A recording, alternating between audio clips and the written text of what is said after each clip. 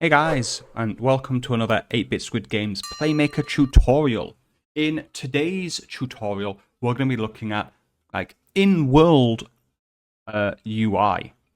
So typically, when we create UI, it's going to appear just on the screen. But in certain games, you want certain UI elements to appear in the game world. For example, maybe a health bar above an enemy, or let's say in a game like Animal Crossing, villagers will show their mood with like little bubbles above their head, and that is UI. And we actually need to look at how to do that today. So let's jump into it. So here we've got a capsule, and let's say this is our enemy. Okay. What we're going to do is we're going to create a UI object, and let's say we want a slider. Okay, we're going to create that there. Now, yeah, that's all well and good. Yeah, we can see now it's there, but it is absolutely huge. So we're going to go to our canvas, and we're going to choose world space in there, and we want to adjust the size of it. So we can say the scale.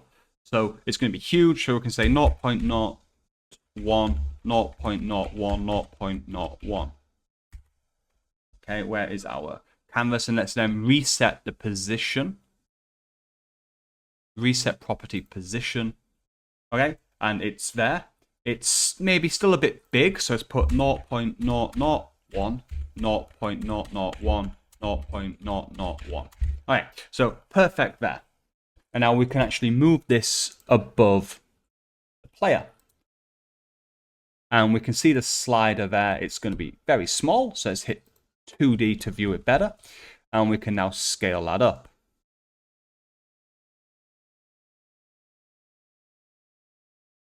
And put it there.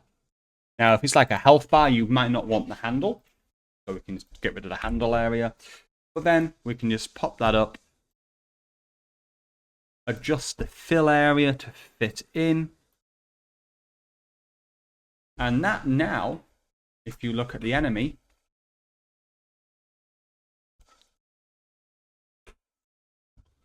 will move around with our enemy. Now, there is one issue, that if we rotate it, that is going to rotate with our enemy. So if you don't want that to happen, what we can do is we can create an empty parent and call that our enemy parent.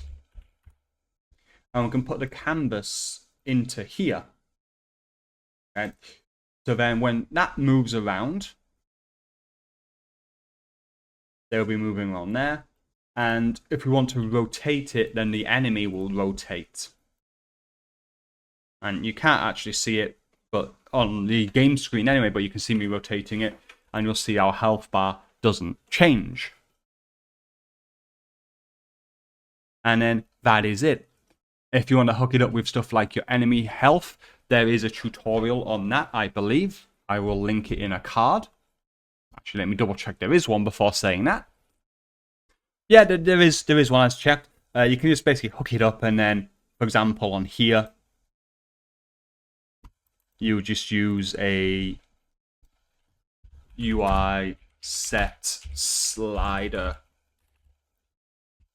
value, and then say specify game object, pop the slider in, and then you'd put like your global variable for that in there. But or it may probably be a variable, to be honest, not a global one, because that would affect all the enemies of that type. But yeah, so be like your variable in there.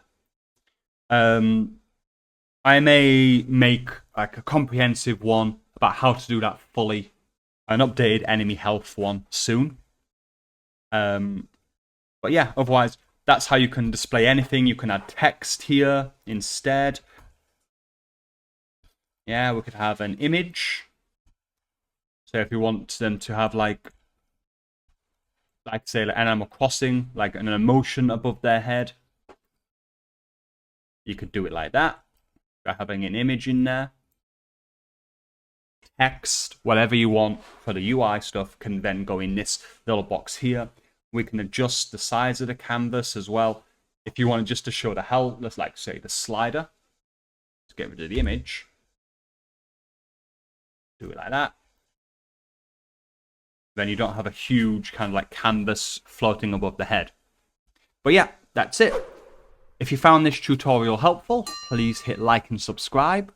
And until the next one, bye-bye.